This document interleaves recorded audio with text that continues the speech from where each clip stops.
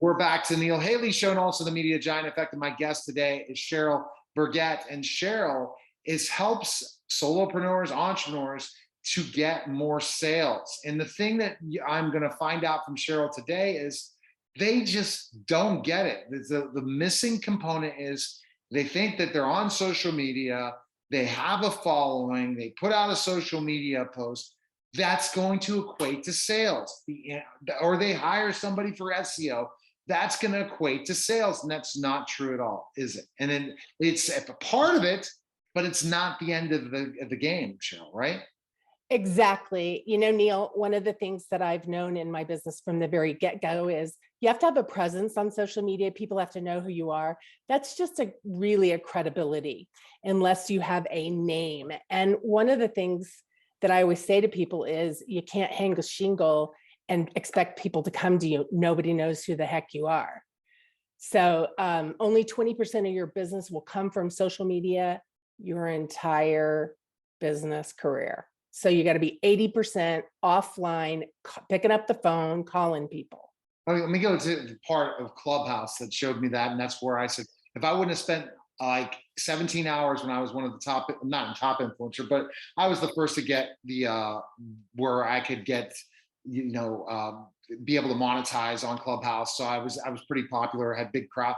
I was spending so much time there, and all I needed to do is do my radio show and podcast, and I got more business. And the fact was because it is taking people offline. The process is to create a relationship and then talk offline, whatever it is. If it's speaking, which Suzanne Evans talked about when I was doing my talk today, same thing came up. I said, no, that's so true. I got to do that more, because sure as heck, after 9,000 interviews, I think I can go out there and do a talk, right? No problem. I show up anywhere and talk about podcasting or social media and have people's attention, because you have to get their attention, like your glasses get someone's attention. I love that, Cheryl, about you. But that's what's needed. You got to take things offline. It can't be this, hit my link and you're going to push buy. No. If it's $47 or less, that's what I tell my clients. If it's $47 or less, that's going to be the ones that they will press buy a book or something without talking to someone. Right. $47, you need to talk to a lot more people. Why is that? Why won't people buy a $199 course, $399? Unless you're a big name, they probably would potentially, but they still want to talk to somebody. They do. I think that so many people have taken classes that they haven't done. That's one of the reasons, or it hasn't, or they don't believe it hasn't worked because they don't know what they don't know. So they're being blindsided by thinking that this system is going to work for them, and they're looking for the magic bullet. Guess what, guys? There's no magic bullet. One of the things I tell my clients all the time is you got to get them on a conversation, especially if you're selling any other high ticket item. I mean, even like I said, even $497. Suzanne did a 3-day training one time for a $497 product. And I thought to myself, that taught me in that moment what people are willing to pay for, because she's, as we both know, is great with her content, gave people tons of value. And when you have people that are just sitting around waiting for people to come to them, you're not giving anything. And but so the problem, they got to watch, the marketers are out there like sharks saying, guess what?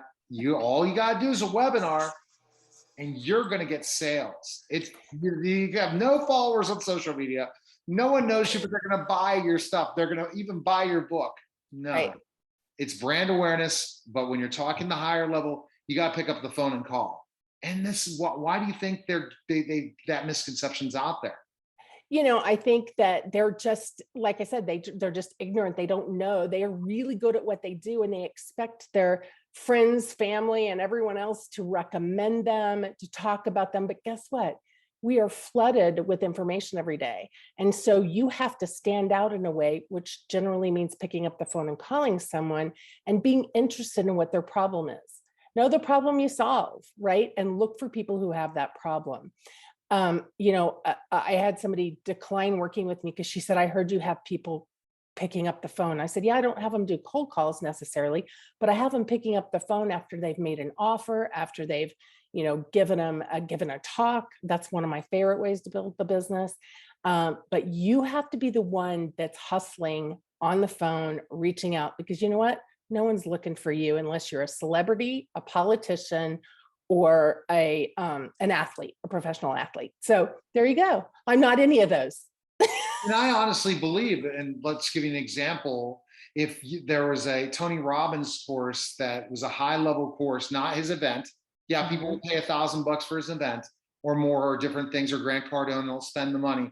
But ultimately, when it came to something that was a long mastermind thing where it's just a higher ticket item, $2,000 a month, $3,000 a month or more, they have to talk to a sales team. So just because you think that they're not going to go and take your course for a mastermind type course for, let's say, $5,000, unless you're talking to them, unless you're going to tell them the ROI. So what tips do you say? Because people hate to send that LinkedIn message. And this is my last question, because I wish I had more time. I told you, contact me. We'll have more time. I'll talk about this all day long. You send in that glorious LinkedIn message that's so icky after connecting. How do you do that doesn't feel so icky? So you can get them on the phone or talk to them. What's your recommendation?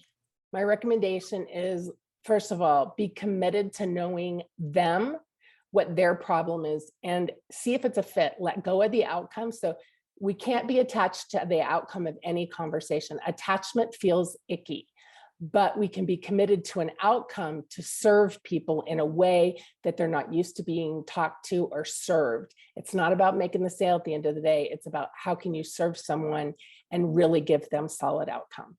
All right, Cheryl, I could talk to you for hours, but we only have a short period of time. Cheryl, best place people can connect with you is go where? Go to my website, Cheryl Burget, B-U-R-G-E-T. Oh, Cheryl, you should spell that first. Cheryl, C-H-E-R-Y-L, Burget, B-U-R-G-E-T.com. And you can find me there to do a shift your sales call. So happy to do that for any of your listeners. Neil, it's been an amazing time. I love being on this show, and thanks for putting it out there. Appreciate it, Cheryl. Thanks again. You're listening and watching The Neil Haley Show. We'll be back in just a moment.